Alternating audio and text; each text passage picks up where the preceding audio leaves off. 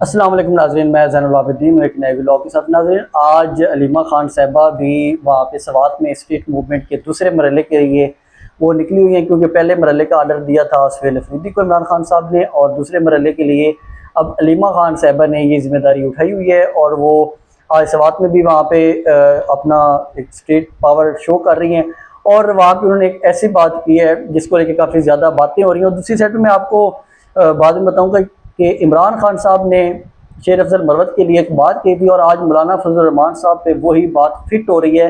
वो बात क्या थी और किस तरह मौलाना फजल रहमान साहब एक मोहरा बन के, और जो हमारे अच्छे लोग हैं हर वक्त अच्छे फैसले करते हैं, वो समझते हैं कि हम बहुत अच्छे फैसले करते हैं, उनका एक मोहरा बन के किस तरह अब आगे वो चल रहे हैं, ये सारी चीज़ें मैं आपके सामने रखूँगा। पहले मैं आपके सामने रखूँ कि जो अलीमा खान साहबा है वो पहुँचती हैं सवात में।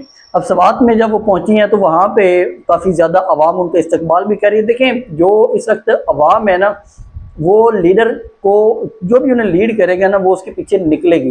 बेशक वो कोई भी हो, XYZ वो सामने आए, और उस पर यकीन हो अवाम को कि वाकई ये अली मीर गंडापुर की तरह या बाकी जो लीडरशिप थी उसकी तरह हमें धोखा नहीं देगा, तो अवाम उसके पीछे चलेगी और निकलेगी। अब सीन ये होता है कि लीडर खुद ही आगे नहीं आते। अब जुनैद अकबर को कहा गया था कि वो इस सारी तंजीम को लेके चलें, वो गायब हैं। सुहेल अफरीदी को वज़ीर आला बनाया गया कि वो जो ड्रोन अटैक होते हैं या बाकी जो मामलात होते हैं वो उनको इमरान खान साहब के विजन के मुताबिक लेके चलेंगे।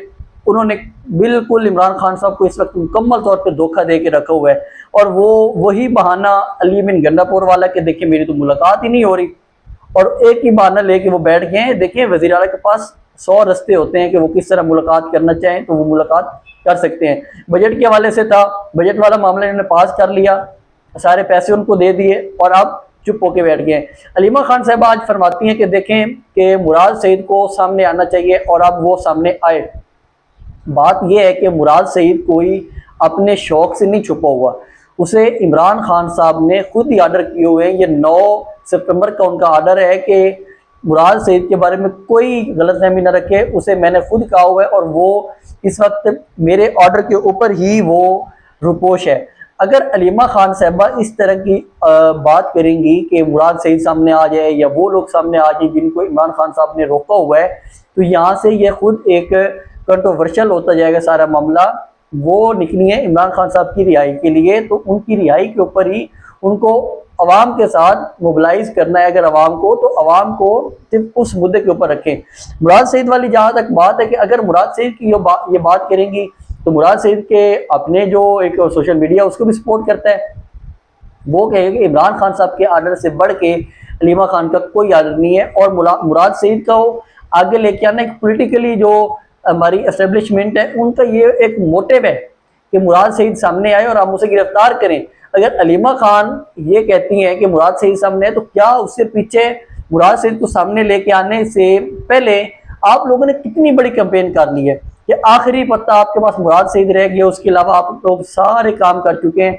सुहेल अफरीदी के ऊपर बात करें ना, अलीमा खान साहब अगर आपने करनी है किसी सियासी लोगों के ऊपर, तो जो लोग ओहदे एंजॉय कर रहे हैं, जो चेयरमैन PTI बने हुए हैं, जो सुहेल अफरीदी वज़ीर आला बना हुआ है, उसने बजट पास कर लिया है। आपने कहा था कि बजट पास नहीं होना चाहिए, तो अवाम अब इस तरह की बातें कर रही है कि अलीमा खान को अगर बातें करनी है तो सुहेल अफरीदी के बारे में बात करे कि सुहेल अफरीदी किस तरह कंप्रोमाइज़ हो चुका है।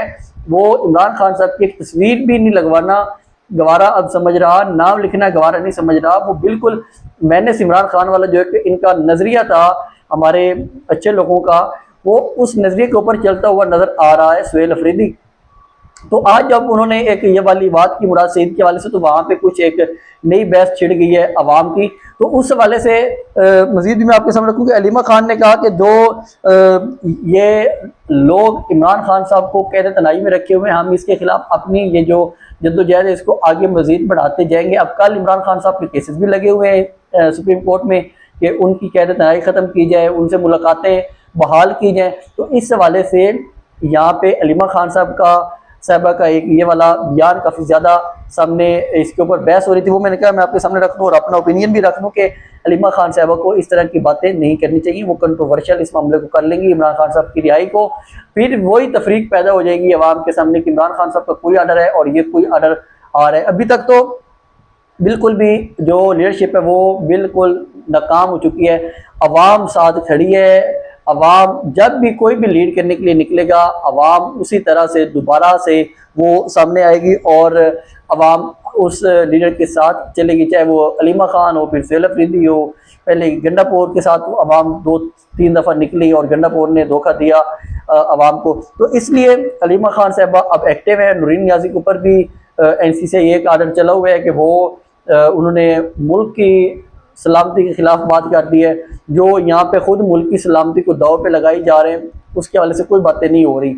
तो ये एक इनका ओपिनियन था, इनका जो एक मूवमेंट है वो मैंने आपको सामने रखी। और जो आज मौलाना के हवाले से मैं आपके सामने रखूँ कि शेर अफजल मरवत को इमरान खान साहब ने एक दफ़ा कहा था कि देखो, जब शोहरत आती है ना, उसको संभालना बड़ा मुश्किल होता है, और जो जल्दी की शोहरत होती है ना, उसको तो संभालना और भी ज़्यादा मुश्किल होता है, और जल्दी वाली शोहरत नुकसानदेह होती है। तो इसमें यह हुआ था कि जो शेर अफजल मरवत था, जिन दिनों कोई भी PTI का आदमी बैर मूवमेंट नहीं कर सकता था, शेर अफजल मरवत को इजाज़त थी। उसके पीछे पुलिस भगाई जाती थी, उसके पीछे रेंजर भगाई जाती थी कि हाँ जी हमने इसको पकड़ना है, और उसको हीरो बना के पेश किया जा रहा था कि ये तो बहुत बड़ा हीरो है। फिर उसको एक दफ़ा पकड़ा पंजाब में, 1 घंटे के बाद छोड़ दिया, और दूसरे जो लीडर्स थे उनको बैर आने की इजाज़त नहीं थी। और शेर अफजल मरवत फिर उसके बाद अपनी एक मुकम्मल तौर पे प्लानिंग करता है कि जी मुझे आप लोग अपोजिशन लीडर बना दें, नहीं बनता। तो उसके बाद आज वो इमरान खान साहब को कहता है कि उनके ऊपर तनकीद करता है बैठ के, और बाकी उनकी सारी पार्टी के ऊपर तनकीद करता है बैठ के शेर अफजल मरवत। तो जब उनको अवाम के सामने कोई भी आया तो अवाम उसके साथ निकली है, चाहे वो शेर अफजल मरवत जैसा दोगला तरीन बंदा भी हो। अब मौलाना फजल रहमान साहब के साथ भी वही काम किया जा रहा है।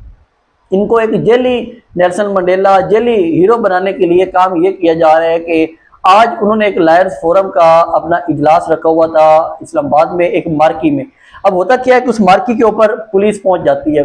अब पुलिस जब पहुंचती है वहां पे जी बहुत बड़ी मतलब कि अवाम आ गए, कारकुन आ गए, जिसकी वजह से इजाज़त मिल गई मौलाना फजल रहमान को वहाँ पे अपना लायर फोरम में इजलास से खिताब करने की इजाज़त मिल गई। अब बात ये है कि जो पुलिस PTI के या इस अपोजिशन के तरीके तहफ़्फ़ुज़ आइन पाकिस्तान की जो अपोजिशन है, उसको एक तकरीर तक ना करने दे, उसको एक कन्वेंशन तक ना करने दे, उनका KP हाउस में वो वहाँ पे जाके अपने मतलब के रोला डालने, वहाँ पे उन्हें ना इजलास करने दें, तो वो मौलाना फजल रहमान के लोगों से वो डर भी गए और उनको उन्होंने तकरीर करने की इजाज़त भी दे दी, और वहाँ पे उनका इजलास भी हो गया। तो ये वाला जो एक सस्ता तरीन ड्रामा, फलाप ड्रामा है ना, इसको बंद होना चाहिए। अवाम इन ड्रामों को अब समझ चुकी है। अब वहाँ पे जो मौलाना की जमात के सेनेटर हैं कामरान मुर्तज़ा साहब, वो जो क्योंकि एक्चुअली जो भी है ना ये वाले वकला वाला मामला, उसको वही देखते हैं सेनेटर कामरान मुर्तज़ा साहब। अब जो सेनेटर कामरान मुर्तज़ा साहब है वो क्या फरमा रहे हैं वो मैं आपके सामने रखता हूँ। उसका थोड़ा सा मैं अपना एनालिसिस भी आपके सामने रखूंगा कि वो कहते हैं कि मौलाना साहब का कसूर ये है कि वो बलूचिस्तान, KP और सिंध में मौलाना की जमात मौजूद है। अब देखें KP में तो वो तकरीबन पिछले 10, 12, 13 सालों से हुकूमत में आई नहीं है। वहाँ पे वो कुछ फार्म 47 पे इस दफ़ा उनके लोग आ गए, और मौलाना साहब खुद जो डेरा इस्माइल खान में है वहाँ पे वो अली बिन गंडापुर से एक दफ़ा हार जाते हैं, और दूसरा उसके बाद फिर वो जो अली बिन गंडापुर का भाई है, जब वो अली बिन गंडापुर सीट छोड़ता है तो फैसल बिन गंडापुर से भी वो सीट हार जाते हैं उनके बेटे वहाँ पे। तो उनकी ये हालत है कि वो KP में अब इलेक्शन नहीं लड़ सकते।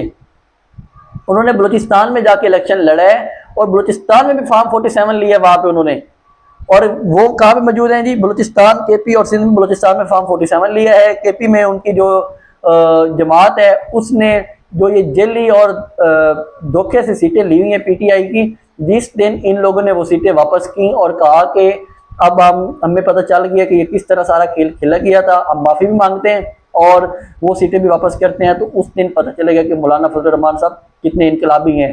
मौलाना फजल रहमान साहब को कोई इनकलाब नहीं आया हुआ, ये सिर्फ एंटी एस्टेब्लिशमेंट अपने बयानियाँ बना के KP में अपना वोट ऊपर करना चाह रहे हैं। लेकिन ये KP में इनका वोट बिल्कुल भी ऊपर नहीं होगा। अवाम को पता है कि मौलाना फजल रहमान साहब इसी स्टेटस को का हिस्सा है, और वो इनके साथ ही चलने में वो अपनी मतलब कि सेफ्टी समझते हैं कि हम इनके साथ चलेंगे और वहाँ पे बेहतर रहेंगे। अच्छा, और सिंध में कहाँ पे मौजूद है? सिर्फ कराची में है, कराची हैदराबाद में, उसके अलावा अंदरून सिंध में इनका नाम तक कोई नहीं है। और ये कहते हैं कि हम बहुत बड़ी जमात है। फिर वो कहते हैं कि मौलाना साहब का कसूर ये है कि वो कसूर में जमीयत उलमाए इस्लाम का काफिला लेके पहुंच गए। अब वहाँ पे कसूर में जो ये काफिला लेके पहुंचे हैं, उसके ऊपर जो इनकी बातों के ऊपर एक कमेंट किया जवेद हाशमी ने, उनके ऊपर FIR दे दी गई है कि उन्होंने ट्रांसफार्मर चोरी कर लिया है, और इनके ऊपर कुछ भी नहीं हुआ।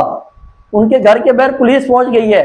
जो जमीयत के लोग कसूर में जो इंतजामिया थे उस जलसे के, उनके ऊपर कोई कुछ नहीं कर रहा, उनके ऊपर कोई क्रैकडाउन नहीं हो रहा। सिर्फ और सिर्फ इनको एक हीरो बनाने के लिए, इनको सामने लेके आने के लिए ये एक इनका हथकंडा होता है कि देखें जी इन्होंने हमारे खिलाफ बात की और हम इनके खिलाफ ये वाली कार्रवाई करने लगे। अब देखें, बात सुने मेरी, जो इसने बात की नूरीन नियाज़ी साहबा ने जो बात की है कि मार्क आग के हवाले से, देखिए वो उनका अपना ओपिनियन है, बिल्कुल ठीक नहीं है, मैं उसको ये नहीं कह रहा कि वो ठीक ओपिनियन है उनका, लेकिन उनको तो आ गया NCCIA का नोटिस। जो मौलाना फजल रहमान साहब ने बात की, उन्होंने पूरी दुनिया में वो मान रहे हैं कि हमने कोई बात नहीं की। नूरीन नियाज़ी ने कहा था कि मेरा ये वाला जो वीडियो क्लिप है ये आगे ना जाए, नहीं लेके जाना चाहिए, उसके ऊपर बात हो रही है। जो मौलाना फजल रहमान साहब थे वो मान भी रहे हैं, कोई माफी भी नहीं मांग रहे, पीछे भी नहीं हट रहे।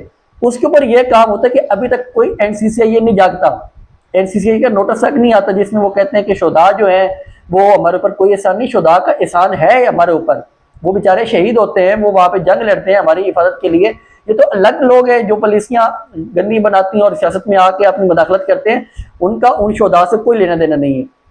वो सिर्फ उन शोधा के नाम को वो कैच करते हैं और उनके नाम के ऊपर वो लोग अपना एक उन्होंने निज़ाम चलाया हुआ है, लेकिन शोधा की जो इज्जत और तकरीम है वो बहुत ज़्यादा है। अब सवाल यहाँ पे ये पैदा होता है कि मौलाना को क्यों नहीं NCCIA का नोटिस आता, और यहाँ पे ये लोग कह रहे हैं कि मौलाना तो बड़े मशहूर हैं, अगर इतने मशहूर हैं तो इनके जो बाकी लोग हैं उनके ऊपर तो इन्होंने कोई पर्चे नहीं दिए और ये देंगे भी नहीं। मौलाना के साथ ये मिली भगत करके ये लोग खेल रहे हैं। और दूसरी साइड पे इन्होंने कहा कि मजदूरों को जागने का मशवरा दिया मौलाना साहब ने कसूर में खड़े होकर। देखिए मौलाना साहब ने जो मजदूरों को मशवरा दिया है ना, कभी खुद कोई मजदूरी की भी है, इन्हें पता भी है कि मजदूर होते क्या है। इनको सिर्फ अपने मदरसे के जो बच्चे हैं इन्होंने हमेशा उनका इस्तेमाल किया है, उसके अलावा इन्होंने कभी कोई काम नहीं किया, कभी कोई इन्होंने बड़े तीर नहीं मारे। जहाँ पे गए अपना कभी डीजल परमिट ले लिया, कभी कुछ ले लिया, और ये मजदूरों को जगाने की कोशिश कर रहे हैं। मजीद उन्होंने कहा कि जो मौलाना फजल रहमान साहब हैं वो माफ़ी क्यों मांगे इस मामले के ऊपर। आप लोगों ने सारी स्पीच वहाँ पे सुनी, तो वो कहते हैं कि मौलाना फजल रहमान साहब को माफ़ी नहीं मांगनी चाहिए और ना वो कोई माफ़ी मांगेंगे। तो ये जो हालात हैं इसमें ये कहाँ पे वैलिड चीज़ें आती हैं और कहाँ पे इन्होंने आवाम को रखा हुआ है कि देखिए हम तो बहुत बड़ी एक जमहूरियत की कोशिश कर रहे हैं, जमहूरियत की जदोजहद कर रहे हैं। जमहूरियत की जदोजहद नहीं कर रहे, ये अपने पेट पालने की जदोजहद कर रहे हैं, तो ये अपने मफाद की जदोजहद कर रहे हैं, इसके अलावा कुछ भी नहीं है। तो ये एक जो मुकम्मल तौर पे अपडेट थी, ईरान की अपडेट्स हैं कुछ, वो हम आपके साथ नेक्स्ट व्लॉग में, सुबह वाले व्लॉग में शेयर करेंगे। मुझे इजाज़त दें, अल्लाह हाफ़िज़।